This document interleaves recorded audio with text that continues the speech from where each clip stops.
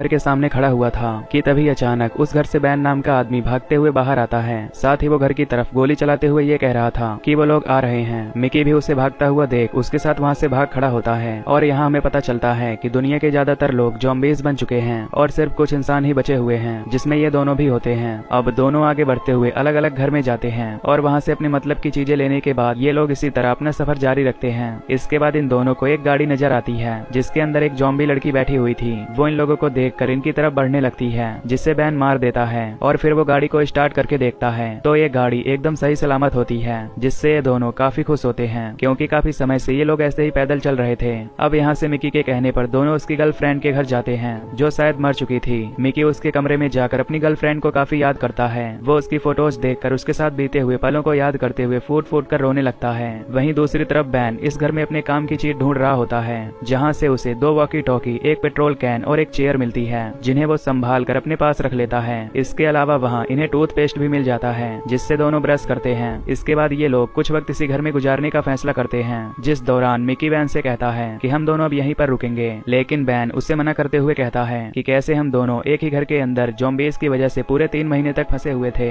जिस वक्त हमें अपना पेट भरने के लिए डॉग फूड तक खाना पड़ा था। इसलिए मैं वही गलती दोबारा नहीं करूंगा, हमें आगे बढ़ते रहना चाहिए। यहाँ मिकी को बैन की बात माननी पड़ती है, जिसके साथ ही ये लोग देखते हैं कि इनकी कार में सीट लंबा करके सोने की भी जगह है, इसलिए ये लोग इसी में आराम करने का फैसला करते हैं। जिसके बाद थोड़ा आगे बढ़ने के बाद दोनों एक जगह पर कुछ देर के लिए रुकते हैं, जहाँ बैन मिकी से कहता है कि तुम कुछ देर के लिए अपने हेडफोन्स को आराम दे दो, अगर तुम पर कोई ज़ॉम्बी अचानक से हमला करेगा तो तुम उसके आने की आवाज भी नहीं सुन पाओगे। यहाँ मिकी उसकी बात मानकर हेडफोन्स उतार देता है। जिसके बाद वो एक वॉकी टॉकी में बैटरी डालकर चेक करता है तो उसमें एक दूसरी फ्रिक्वेंसी पर एक लड़का और लड़की आपस में बात कर रहे थे, जिसमें से लड़की का नाम आन्या होता है। यहाँ मिकी उन दोनों से बात करने की कोशिश करता है। मिकी कहता है कि हम 2 लोग हैं, इसलिए तुम हमें भी साथ ले लो। जिस पर वो आदमी बोलता है कि यहाँ पहले से ही काफी लोग मौजूद हैं, तो तुम्हारे लिए कोई जगह नहीं है। साथ ही वो मिकी से कहता है कि आज के बाद हमसे कांटेक्ट करने की बिल्कुल भी कोशिश मत करना। वो अन्य को भी धमकाता है कि अगर तुमने इससे बात की तो मैं तुम्हारे साथ क्या करूंगा ये तुम सोच भी नहीं सकती। यहाँ मिकी अपनी इस बात के बारे में बैन से बताते हुए उससे कहता है कि वो आदमी कह रहा था कि वो लोग पहले से ही काफी ज्यादा हैं, मतलब कि वो आसपास किसी न किसी जगह पर जरूर रुके होंगे, जिन्हें मैं किसी भी कीमत पर ढूंढना चाहता हूँ। यहाँ बैन के लाख मना करने के बावजूद मिकी नहीं मानता और दोनों रास्ते में पड़ने वाले हर घर को देखते हुए आगे बढ़ने लगते हैं, जिसमें से एक घर का दरवाजा तोड़ने पर उसमें से 2 ज़ॉम्बीज़ बाहर निकलते हैं, जिन्हें देख बैन मिकी पर काफी गुस्सा करते हुए उन ज़ॉम्बीज़ को मार डालता है। इसके बाद अगले दिन वो एक झरने को देखकर उसमें नहाने के लिए जाता है। इसी दौरान मिकी गाड़ी में ही सो रहा होता है। तभी वहाँ एक ज़ॉम्बी लड़की आकर थोड़े से खुले शीशे में अपना हाथ डालकर मिकी को पकड़ने की कोशिश करती है, जिससे मिकी बहुत बुरी तरह डर जाता है।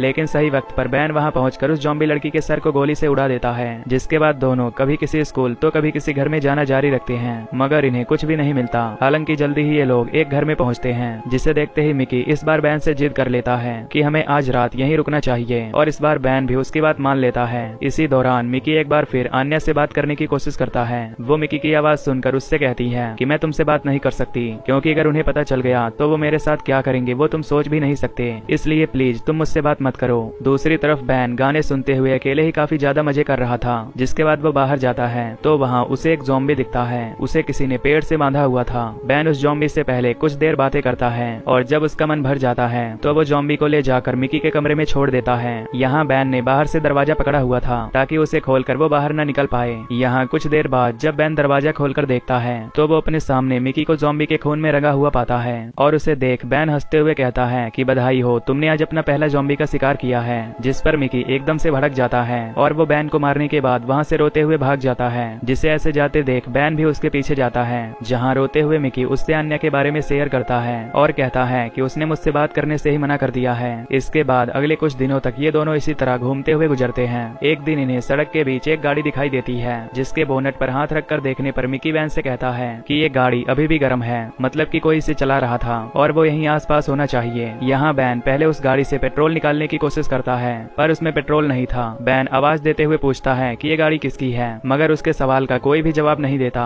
लेकिन इसी बीच हम एक आदमी को देखते हैं जिसके पास चाकू थी, और वो मिकी को चाकू की नोक पर पकड़कर बैन से उसकी गाड़ी की चाबी मांगता है। जिसे ऐसा करते देख बैन उसे समझाने की कोशिश करता है कि तुम्हारी तरह हम भी इंसान हैं और अब तक ज़ॉम्बीज़ से बचे हुए हैं। जिस पर वो आदमी बोलता है कि मुझे किसी पर भी भरोसा नहीं है, क्योंकि ये गलती मैं एक बार उन लोगों पर भरोसा करके कर चुका हूँ। तुम बस अपनी गाड़ी की चाबी मुझे दो, नहीं तो मैं तुम्हारे दोस्त को जान से मार दूंगा। अब बैन उस आदमी के कहने पर अपनी गन नीचे रख देता है और और उस आदमी से कहता है कि चाबी गाड़ी के अंदर है। वो आदमी जब गाड़ी के अंदर बैठता है तो वहाँ उसे कोई चाबी नहीं मिलती, जिस पर बैन अपने पास से चाबी निकालकर उसे दिखाते हुए बोलता है कि चाबी मेरे पास है। और ये देख वो आदमी वहाँ से भागने की कोशिश करता है, लेकिन बैन उसे पीछे से शूट करके मार देता है। मिकी उससे बोलता है कि वो तो इंसान था, तो फिर तुमने उसे क्यों मार दिया? जिस पर बैन बोलता है कि उसने हमारी गाड़ी चुराने के साथ तुम्हें मारने की भी कोशिश की, इसलिए मैं उसे छोड़ने का रिस्क नहीं ले सकता था। कि तभी वहाँ एक बड़ी सी गाड़ी आकर रुकती है, जिसकी तरफ बैन गन पॉइंट करके पूछता है कि तुम कौन हो? उस गाड़ी के अंदर से एक लड़की और एक आदमी बाहर निकलते हैं, जिसमें से आदमी के पास एक बड़ी गन थी। यहाँ वो लड़की उससे सवाल करती है कि ये जो गाड़ी खड़ी है इसे एक आदमी चला रहा था, तो क्या तुमने उसे कहीं देखा है? इस पर बैन बोलता है कि उसने मेरे दोस्त को मारने की कोशिश की और साथ ही वो हमारी गाड़ी चुराना चाहता था, इसलिए मैंने उसे मार दिया। इस पर वो लड़की दोबारा सवाल करती है कि उसने क्या मरने से पहले तुम्हें कुछ बताया था? जिस पर बैन कहता है कि नहीं, उसने मुझे कुछ भी नहीं बताया, उसने बस इतना कहा कि कुछ लोगों ने उसके साथ धोखा किया है। ये सुनकर वो लड़की बोलती है कि ये गाड़ी उसने हमसे ही चुराई थी,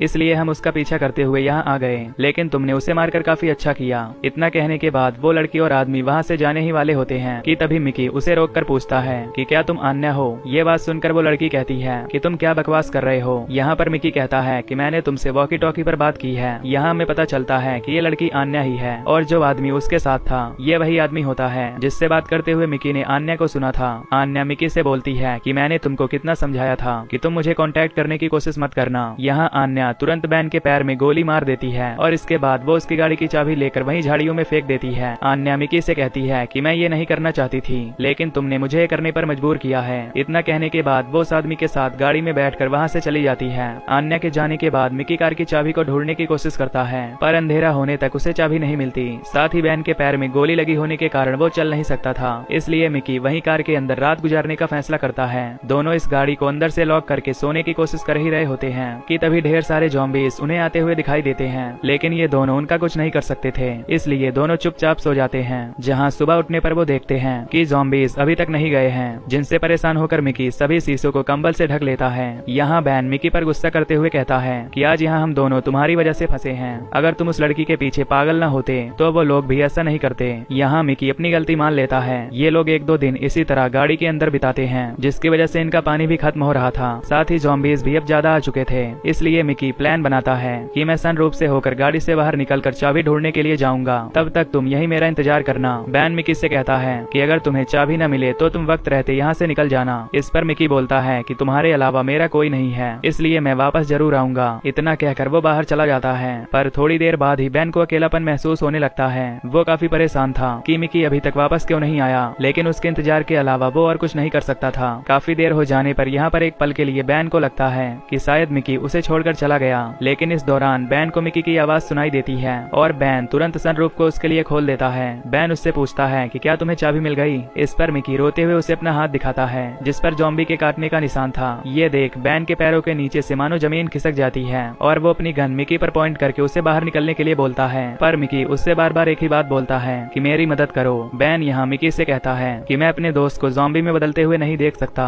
इसलिए न चाहते हुए भी मुझे तुम्हें मारना होगा। और इतना कहते ही वो ट्रिगर दबा देता है, जिससे मिकी की वही मौत हो जाती है। बैन अपने दोस्त के लिए काफी ज्यादा दुखी था और वॉकी टॉकी को ऑन करके बोलता है कि आन्या, मुझे पता है कि तुम मुझे सुन सकती हो और तुम्हारी वजह से आज मैंने अपने दोस्त को खो दिया, जिसके साथ मैं पिछले कई महीनों से था। इस खत्म होती दुनिया में हम दोनों एक दूसरे का सहारा थे। एक बार इसी तरह हम 3 महीनों तक एक घर के अंदर फंस गए थे। अगर मैं वहाँ से निकल सकता हूँ तो यहाँ से भी मैं बाहर निकलने की पूरी कोशिश करूंगा, और अगर मैं कामयाब हो गया तो तुम्हारी मौत मेरे हाथों पक्की है। इसके बाद बैन पीछे के दरवाजे से किसी तरह चुपचाप बाहर निकलने की कोशिश करता है, जिसके साथ अगले ही पल हम उसे बाहर बेसबॉल बैट